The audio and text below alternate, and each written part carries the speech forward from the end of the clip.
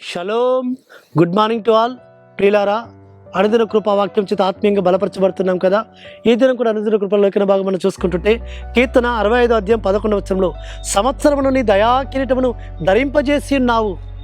ప్రియులారా, ప్రతి ఒక్కరి జీవితంలో మనం పుట్టినరోజులు జరుపుకుంటున్నప్పుడల్లా అయ్యా ఈ సంవత్సరమును మరొక దయా కిరీటం నాకు ధరింపజేసి ఉన్నావంట. అవును ప్రియులారా, ప్రతి వారి జీవితంలో పరమతండ్రి ఆయుష్కాలం పొడిగిస్తున్నాడు అంటే ఒక్కొక్క సంవత్సరం ఒక్కొక్క దయా కిరీటమును ఆయన మనకు ధరింపజేస్తున్నాడు. ఆయన దయ ద్వారానే మనం ఈ సంవత్సరం పొందుకోగలుగుతూ వస్తుంటున్నాం.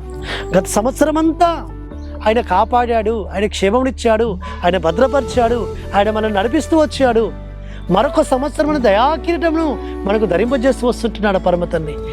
కాబట్టి మన ఆయుష్కాలం ఆయన చేతుల్లో ఉంది. అయ్యా ఈ సంవత్సరాలన్నీ కూడా నీ కృపను బట్టియే నన్ను కాపాడుతూ వచ్చావు.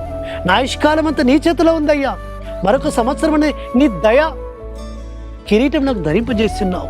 కాబట్టి సంవత్సరం నీ దయా కిరీటమును ధరింపజేస్తున్నావు అయ్యా. ఆయన దయ ద్వారా పొందుకున్నాం ఈ కిరీటముని, సంవత్సరం అనే కిరీటమును. ప్రియులారా, మన జీవితాల్లో ఏది పొందుకున్నా ఆయన దయ ద్వారానే పొందుకుంటున్నాం, ఆయన కృప ద్వారానే పొందుకుంటున్నాం. కాబట్టి నరునికి ఆయుష్కాలము ఎంత కొద్దిదో మీకు తెలియదా సహోదరులు సహోదరులారా? మనకు తెలుసు కదా, నీటి బుడగ లాంటిది, ఇంతలో కనబడి అంతలో మాయమైపోయి ఆవిరి లాంటి ఈ బ్రతుకులను కూడా పరమతండ్రి ఇంకా జ్ఞాపకం చేసుకుంటూ మన ఆయుష్కాలం పొడిగిస్తున్నాడు. మనకంటే ఈ లోకంలో ఎంతో గనులైన వారు, ఎంతో సామర్థ్యం కలిగిన వారు, ఎంతో ఆరోగ్యం కలిగిన వారు, ఎంతో మంచితనం కలిగిన వారు, లేకపోతే ఎంతో గొప్ప గొప్పవారు అనబడిన వారు ఈ లోకంలో యాత్రలు ముగించారు. వారు సజ్జలోకంలో నుంచి తుడిచివేయబడుతూ వచ్చారు, వారు సమాధానానికి దిగిపోతూ వచ్చారు. మనల్ని ఇంకా సమాధానానికి దిగనీయకుండా సజ్జలోకంలో ఉంచాడు పర్వతాన్ని. సంవత్సరం దయాకిరీటను మనకు అనుగ్రహిస్తూ వస్తుంటున్నాడు. మన ఆయుష్కాలం పొడిగిస్తున్నాడు, మనం నడిపిస్తున్నాడు. ఎంత గొప్ప దయ ఆయనది. ఆ దయను బట్టి ఆయనకు స్తుతులు చెల్లించాలి.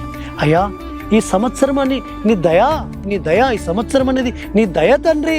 నీ దయాని కిరీటం నాకు ధరింపజేసి ఉన్నావని, నీ జాడను సారము వెదజల్లుచున్నవి నీ జాడ తండ్రి.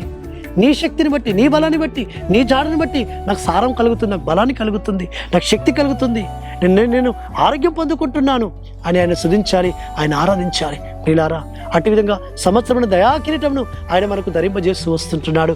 అటు విధంగా పరమతండ్రి కృప మనకు తోడుగా ఉండి ఆయన మనం బలపరచును గాక. ఆమేన్. ప్రార్థన చేసుకుందాం. పరలోకమందున్న మా తండ్రి, సంవత్సరమైన దయా కిరీటమును మీరు మాకు ధరింపజేస్తూ మా ఆయుష్కాలం పొడిగిస్తూ మమ్మల్ని తను నడిపిస్తూ వస్తున్న తండ్రికి స్తోత్రం తండ్రి.